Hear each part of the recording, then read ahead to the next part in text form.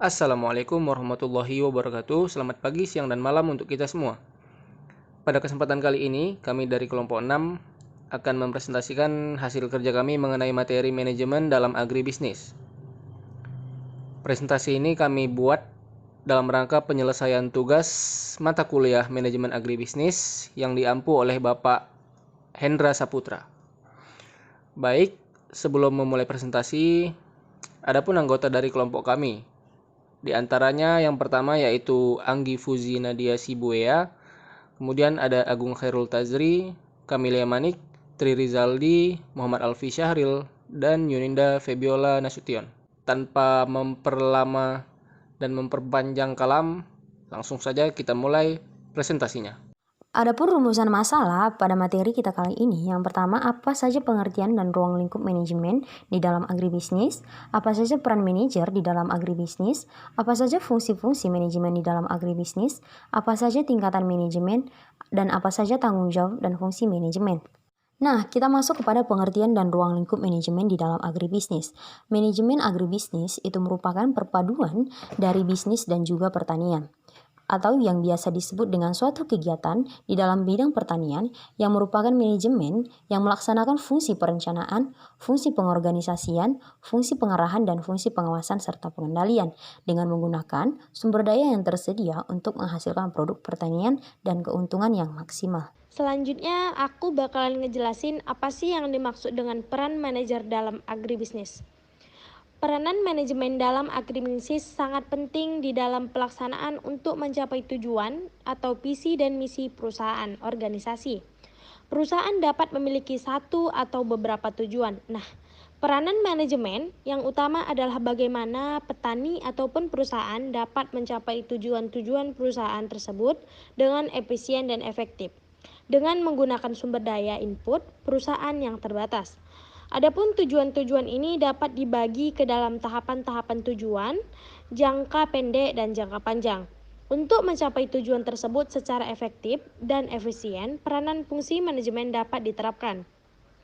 Fungsi manajemen adalah planning, V, organizing, O, actuating, A, dan controlling, C. Terry 1994. Nah, dalam menyusun perencanaan ada beberapa aspek yang perlu diperhatikan. Berikut ini aspek-aspek yang harus direncanakan tersebut secara berturut-turut. Dan itu ada beberapa. Yang pertama, penetapan tujuan bisnis. Penetapan tujuan bisnis adalah merupakan sasaran yang ditetapkan untuk dicapai dalam jangka waktu tertentu dan diketahui oleh semua orang yang terlibat atau semua unsur manajemen. Yang kedua, penetapan kebijakan bisnis.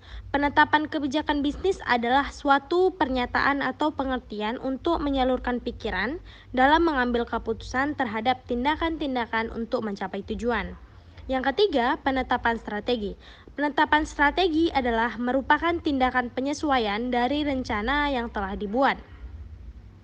Strategi disebut juga sebagai langkah umum atau konsep untuk mencapai tujuan yang telah ditetapkan. Yang keempat, penetapan prosedur. Penetapan prosedur adalah merupakan rangkaian tindakan yang akan dilaksanakan untuk waktu mendatang. Yang kelima, penetapan aturan. Penetapan aturan adalah merupakan tindakan spesifik dan merupakan bagian dari prosedur. Yang keenam yaitu bagian yang terakhir, penetapan program. Program merupakan uraian operasional yang membuat kebijakan, prosedur, aturan, dan pemberian tugas dan anggaran atau dana untuk memandu tindakan. Fungsi-fungsi manajemen dalam agribisnis. Nah, di dalam berbagai sistem kegiatan, fungsi-fungsi manajemen atau unsur-unsur manajemen dapat digunakan berdasarkan kondisi objek yang akan kita terapkan. Pada dasarnya, fungsi-fungsi manajemen yang dapat diterapkan pada perusahaan agribisnis itu seperti fungsi perencanaan, fungsi pengorganisasian, fungsi pengarahan, dan fungsi pengawasan. Nah, pertama kita bahas dulu yaitu fungsi perencanaan. Kalau di perencanaan, yaitu pengelompokan dan penentuan berbagai kegiatan penting dan memberikan kekuasaan untuk melaksanakan kegiatan tersebut. Kedua, ada fungsi pengorganisasian. Di fungsi pengorganisasian, tugasnya itu untuk membuat organisasi tetap hidup. Yang ketiga ada fungsi pengarahan. Nah, pengukuran pelaksanaan tujuan-tujuan perusahaan dan penentu sebab-sebab terjadinya penyimpangan. Di fungsi pengawasan yang terakhir, pengukuran pelaksanaan tujuan perusahaan dan penentu sebab-sebab terjadinya penyimpangan. Next ada tingkatan manajemen. Manajemen itu dapat diklarifikasikan menurut tingkatannya dalam organisasi atau menurut ruang lingkup kegiatan yang dikelola manajer. Nah, tingkatan manajemen itu dibagi menjadi 3. Pertama ada manajemen puncak. Nah, manajemen puncak berperan dalam menentukan kebijakan dan mempengaruhi jalannya perusahaan. Mereka bertanggung jawab atas manajemen bidang usaha dari perusahaan secara menyeluruh. Yang kedua, ada manajemen menengah. Kalau manajemen menengah memberi pengarahan kegiatan kepada manajer bawahan atau dalam hal menentukan bisa juga kepada karyawan operasional. Dan mereka bertanggung jawab terhadap implementasi kebijakan organisasi. Yang ketiga ada manajemen lini pertama atau bawahan. Nah, mereka itu bertanggung jawab atas pekerjaan orang lain atau bawahannya dan memberikan pengarahan kepada mereka. Tanggung jawab dan fungsi manajemen. Yang pertama ini ada komisaris. Komisaris ini melaksanakan fungsi pengawasan dan memberikan pengarahan kepada direksi dalam proses penyusunan dan pencapaian visi misi dan strategi perusahaan. Ya, dan yang kedua itu dia memastikan pelaksanaan tata kelola perusahaan. Yang kedua ada direktur, yaitu bertanggung jawab atas kelangsungan perusahaan melalui pengelolaan risiko dan pelaksanaan tata kelola. Bertanggung jawab juga menerapkan struktur pengendalian internal, pengawasan keuangan PT GRS, memastikan pelaksanaan fungsi audit internal, mengambil tindakan berdasarkan temuan-temuan audit internal sejalan dengan kebijakan dan arahan komisaris, dan yang lain-lainnya. Yang ketiga ini manajer operasional, yaitu bertanggung jawab terhadap pelaksanaan proses sertifikasi, bertanggung jawab atas tindak lanjut permintaan sertifikasi dari audit, dan menyusun penunjukan tim auditor beserta lampirannya. Yang keempat ini ada manajer mutu, yaitu bertanggung jawab secara langsung atas audit internal sistem manajemen mutu PT GRS. Yang kedua itu bertanggung jawab atas usulan kaji ulang sistem mutu secara periodik, pengendalian dokumen atau bagian dokumen yang akan atau telah diterbitkan. Yang kelima ini ada manajer administrasi dan keuangan, mencatat surat masuk dan surat keluar PT GRS. Yang kedua melaksanakan persuratan di luar masalah sertifikasi atau akreditasi. 6 ini ada staf. Yang ketujuh ada pengambilan keputusan, dan yang ke-8 ada tim ad hoc.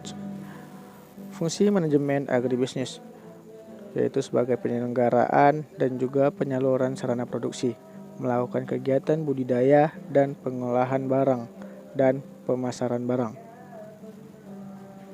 Kesimpulan, manajemen agribisnis adalah suatu kegiatan dalam bidang pertanian yang menerapkan manajemen dengan melaksanakan fungsi-fungsi perencanaan, fungsi pengorganisasian, fungsi pengarahan, dan fungsi pengawasan, serta pengendalian dengan menggunakan sumber daya yang tersedia untuk menghasilkan produk pertanian dan keuntungan yang maksimal.